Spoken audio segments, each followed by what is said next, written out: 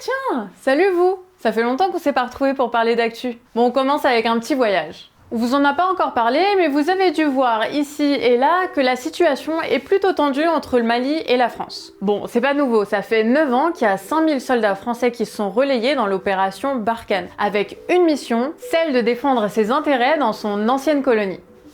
Quoi? Pardon? Ah, non, on dit que c'est pour lutter contre le terrorisme.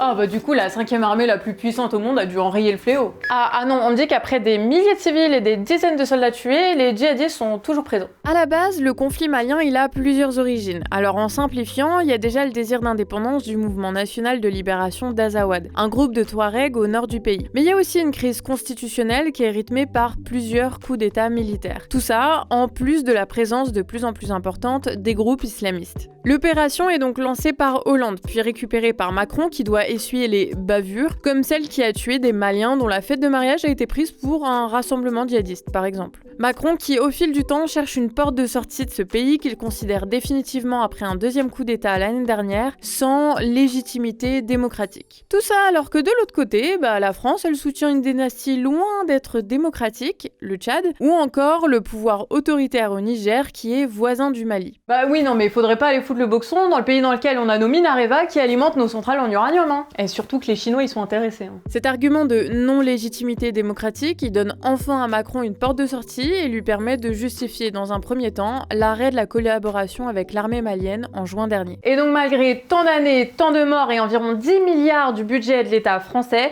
le Mali n'est toujours pas libéré des islamistes. Et le Mali ne connaît toujours pas de démocratie, comme le stipulaient pourtant les objectifs fixés avec le CEDEAO, la communauté économique des États d'Afrique de l'Ouest. Cette opération Barkhane, elle a été un échec. Ce qui s'apparentait à une armée de libération s'est mis à ressembler de plus en plus à une armée d'occupation. Les intérêts néocoloniaux transparaissent à travers cette obsession de la lutte antiterroriste. Une obsession qui s'est traduite par un enlisement militaire qui, en fait, s'est montré carrément contre-productif. Bah oui, à force de tuer des civils et de se la jouer états-unien en Afghanistan, l'État français, à travers son armée, a nourri un véritable sentiment anti-français chez les Maliens, tout en alimentant le terreau de la radicalisation. Et finalement, en février dernier, Macron il annonce le retrait de l'opération Barkhane.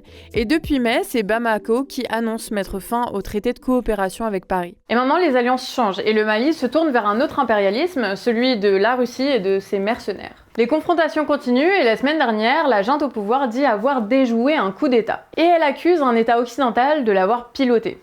Devinez lequel.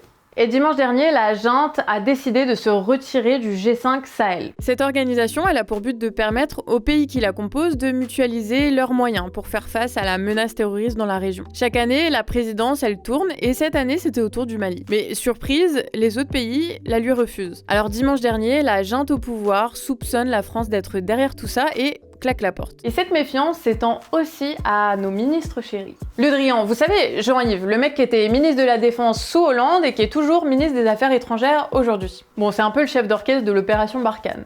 Et vous savez quoi? Il est convoqué par la justice malienne. Et pas pour une, mais pour plusieurs infractions qui remontent à 2015. À cette époque, Hollande est président. Et il a de très bonnes relations avec le président malien, Ibrahim Boubacar Keïta. Mais genre, ils sont meilleurs potes. François va à son investiture au Mali, à laquelle se trouve aussi par ailleurs un autre pote d'Ibrahim, Michel Tomi, un homme d'affaires corse qui a fait fortune grâce à ses casinos partout en Afrique, et qui a détourné de l'argent public étranger. L'argent qui aura notamment servi à Ibrahim pour l'achat de son Boeing présidentiel. Enfin bref, François, il invite maintes et maintes fois Ibrahim à l'Elysée, Ibrahim il vient même marcher avec François pour dire « Ouais, je suis Charlie ». François, il lui file la Légion d'honneur et il lui débloque des millions d'euros de prêts et de dons. Et à Skip, Jean-Yves Le Drian, il aurait utilisé tout ce petit réseau à sa faveur. Et pour faire quoi? Pour convaincre le président malien de ne pas faire d'appel d'offres et d'attribuer directos le marché de la fabrication des passeports maliens à une société bretonne. Oh si c'est la Bretagne, ça va.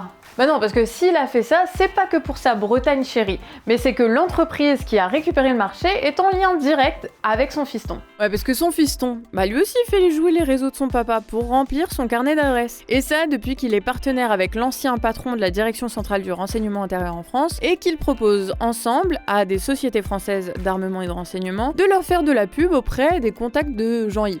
Enfin du papa, enfin de Jean-Yves Le Drian, vous avez compris quoi. Oh là là, c'est compliqué ces affaires de corruption. Et du coup les Maliens ils veulent savoir, c'est quoi les intérêts que Jean-Yves Le Drian il défend dans cette histoire? Nous aussi ça nous intéresse, hein. Déjà qu'il est RP pour Dassault, alors si maintenant en plus il bosse pour son fils, putain, quel businessman, hein. Entre-temps, Ibrahim Boubacar Keïta est mort, et depuis qu'on a tourné la vidéo, les attaques des islamistes s'intensifient au Mali, le président et le premier ministre sont détenus par l'armée, et après 10 ans, Le Drian n'est plus ministre. Reste plus qu'à voir quelle forme prendront les prochaines confrontations entre la France et le Mali, et espérons que le pays arrive à se débarrasser de tous ces impérialistes.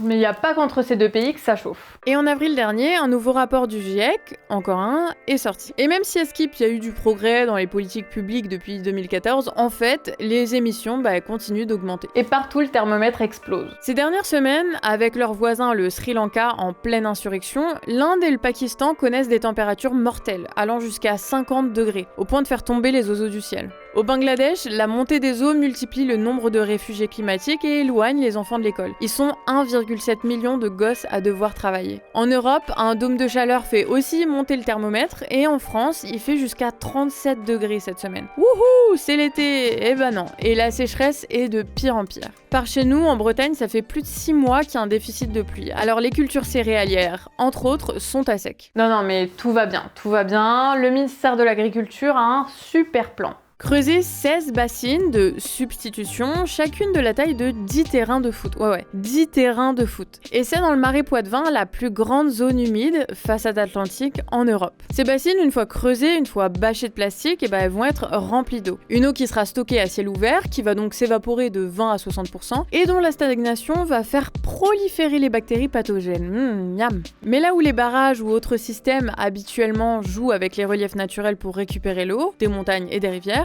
ces bassines, elles seront remplies en pompant directement l'eau des nappes phréatiques. Alors, un peu de SVT. Une zone humide, déjà, ça fonctionne comme une éponge filtrante. Ces zones, elles sont essentielles pour réguler et transformer l'eau des bassins versants en eau potable de qualité.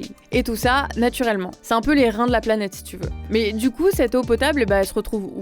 Elle se retrouve dans les nappes phréatiques. C'est un peu nos réservoirs. Et c'est grâce à elles que quand tu ouvres ton robinet, t'as de l'eau potable qui en sort. Et sans eau, pas de vie. C'est d'ailleurs pour ça qu'en France, l'eau est un bien commun protégé. Mais les syndicats des exploitants agricoles, comme la FNSEA et leurs potes au gouvernement, ils en ont décidé autrement. Et ouais, en fait, ce projet de bassine, c'est un projet de privatisation de ce bien commun. Et ils comptent pomper toute cette eau des nappes phréatiques l'hiver pour ensuite irriguer exclusivement leurs champs l'été. Des champs notamment de maïs. Des champs d'une plante tropicale gourmande en eau, rappelons-le, et dont la culture est subventionnée par l'Union européenne pour concurrencer le Brésil et à destination de qui? Du bétail, et parfois même étranger, puisqu'on en est les premiers exportateurs européens. Avec ces bassines, ce sont des centaines de mètres cubes qui se retrouveront dans chaque exploitation de maïs, privant d'eau les maraîchers qui, eux, nécessitent pour une exploitation de 2 personnes, genre 2000 mètres cubes d'eau. Tu vois? Donc des centaines de mètres cubes d'eau contre 2000 mètres cubes d'eau. Alors que les maraîchers, eux, c'est pour nous nourrir, nous. Ces bassines, elles mettent aussi en danger nos rivières et nos nappes phréatiques, qui, quand elles se retrouvent trop vidées, finissent par ne plus pouvoir faire leur boulot et finissent par disparaître, asséchées. Donc plus d'eau naturellement potable. Après, le coca, c'est pas mal aussi, hein. Ouais, enfin, pas sûr qu'on puisse faire pousser des salades avec ça. Un projet test qui, malgré les nombreuses condamnations en justice, ouvrirait la voie à une multiplication de ces bassines qui ne serviront qu'à l'agriculture intensive. L'agrobusiness, il s'accapare notre eau potable, et tout ça subventionné par 70% de financement public, c'est-à-dire par nos impôts. Sans compter le prix que doit nous coûter la surveillance du mouvement entrepris par l'État, devant la maison où s'effectuent les réunions des militants. Et ça avec du bon matos militaire. Un espionnage mis au service des intérêts capitalistes, alors que ce qui est à protéger, c'est l'eau potable, les sols vivants et les zones humides. Et tiens d'ailleurs, je sais pas si t'as vu, mais le préfet en Savoie, il autorise d'arroser le golf, mais par contre, interdiction formelle d'arroser ton potager. Mais si toi aussi tu veux avoir un potager ou que tu veux bouffer des bons légumes de tes maraîchers, tout ça en défendant notre bien commun qu'est l'eau et ses milieux naturels, tu peux aller sur le site de Bassinon Merci pour rejoindre les prochaines actions. Alors il y a déjà eu la mobilisation du printemps maraîcher en mars dernier, mais je sens que cet été ça va bouger. Et en parlant patates et potager, il y a du nouveau concernant le jade. Tu sais, le jardin à défendre d'Aubervilliers. On vous en avait parlé dans une dernière revue de presse. Vous savez là, ces vidéos dans lesquelles on vous parle d'actu dont les médias de milliardaires vous parlent pas. Alors vu qu'on n'est pas payé appuyés par les Bolloré et les Arnaud, on a besoin de vous, les Nadège, les David, les Valérie, pour continuer à faire notre boulot et avoir un salaire. Alors on vous met le lien de notre financement en description. Et même 1 euro, ça veut vraiment dire beaucoup pour nous. C'est peut-être un détail pour vous, mais pour moi ça veut dire beaucoup. Bon, revenons à nos moutons. Enfin, au jardin d'Aubervilliers. Ils étaient menacés par la construction d'une piscine olympique par le projet Grand Paris. 19 parcelles de jardins détruites qui regorgent pourtant de biodiversité en pleine ville et qui permettent par la même occasion aux habitants de se nourrir. Et puis de prendre un bol d'air frais avec leurs voisins. La justice leur avait déjà donné raison en février, mais la destruction avait quand même continué, et ça sans permis de construire. Mais la justice et ses peu de moyens, elle prend du temps, et en plus, l'audience qui devait avoir lieu fin avril a été reportée à la demande de la mairie. Donc bon, les travaux continuent. Des travaux qui détruisent le peu de nature qui reste, mais qui détruisent aussi le corps des travailleurs des chantiers du Grand Paris. Basta nous apprend que sur ces chantiers, les accidents de travail se multiplient, les uns après les autres. Bah oui, non mais il reste plus beaucoup de temps avant les JO. Allez, on se dépêche là. Alors pour que ça soit fait à temps, Grand Paris fait appel à des sous-traitants et à des intérimaires. Des travaux de partout, avec des cadences infernales qui nécessitent des travailleurs sur place 7 jours sur 7 et 24 heures sur 24. Pour te dire, ils ont même eu une dérogation pour bosser le dimanche. Résultat, 14 accidents de travail et ça en 2 ans, dont 4 mortels. Bah oui, mais forcément, quand tu sous-traites à balle et que t'as plein de boîtes sur le même projet, la coordination, elle se complique. Et ça devient difficile d'assurer la formation en sécurité de tes intérimaires, surtout quand c'est pas ta prio en fait. Le premier accident mortel avait eu lieu il y a 2 ans. Depuis peu, le parquet de Créteil a décidé de poursuivre l'entreprise de BTP Dodin-Campenon-Bernard et 2 de ses employés en justice suite au rapport de l'inspection du travail qui a mené son enquête et qui avait estimé que plusieurs infractions potentielles de la part de l'entreprise avaient été commises. On en est là, mourir au travail pour que le grand capitalisme puisse faire ses JO pépouses. Donc ça n'hésite pas à mettre en danger ou à tuer ses travailleurs, tout ça pour que la France paraisse belle, organisée et propre aux yeux du monde. Après, ça reste dans la lignée de cette belle tradition qu'est le managériat néolibéral. Une méthode assassine qui est d'ailleurs au cœur d'un procès qui revient après 10 ans, celui de France Télécom. Depuis mercredi dernier et jusqu'au 1er juillet, les anciens dirigeants vont être jugés pour harcèlement moral. Du harcèlement moral utilisé comme méthode pour supprimer 22 000 postes suite à la privatisation de France Télécom en 2004. Alors pour faire partir les employés qu'on ne peut pas virer pour motif économique, vu qu'ils sont fonctionnaires, on les fait sortir de leur zone de confort. Enfin très clairement, on les pousse à bout. Conséquence, 19 suicides, 12 tentatives de suicide, 8 dépressions, qui sont connues à ce jour. Mais des centaines de témoignages qui risquent de ressurgir ces prochaines semaines. Il faut marquer un point d'arrêt à cette mode du suicide qui évidemment choque tout le monde. La mode du suicide. Voilà comment Didier Lombard, alors PDG de France Télécom, décrivait la vague de suicides que connaissait son entreprise. Putain d'enfoiré de fils de pute! Enfin bon, tout ça c'est dans le privé. Heureusement que dans le public ça va bien. Non, en fait c'est vraiment la Hesse. Ouais, et ça en matière de santé, d'éducation et même de maître nageur. Niveau santé, les hôpitaux alertent déjà que le manque de soignants suite aux mises à pied, aux démissions dues aux conditions indignes ou le manque de recrutement vont provoquer des morts inutiles car ils seront incapables d'assurer une prise en charge correcte. Déjà, à l'heure actuelle, des services nocturnes sont en incapacité de fonctionner et c'est 66 services d'urgence qui sont fermés en France. Dans certains hôpitaux et même dans des gros CHU, ils galèrent à trouver du monde, du coup au dernier moment ils appellent des intérimaires. Niveau éducation, c'est pas mieux. C'est pas moins de 1000 postes vacants qui se profilent pour l'année 2022-2023, donc des milliers de classes et donc des dizaines de milliers d'élèves qui vont manquer de profs dans certaines matières. Cette fois ce serait pas dû au recrutement insuffisant, non, ce serait dû au manque de candidats. Ah ouais, mais en même temps, depuis le temps que ces boulots sont mal payés et que les conditions sont de pire en pire, faut pas venir s'étonner que ces boulots essentiels soient vides. Et alors que l'été approche, y a aussi une pénurie de maîtres nageurs sauveteurs. Et qui dit pas de sauveteur, dit pas de baignade. Et pas de baignade, ta jolie piscine municipale construite et entretenue avec tes impôts,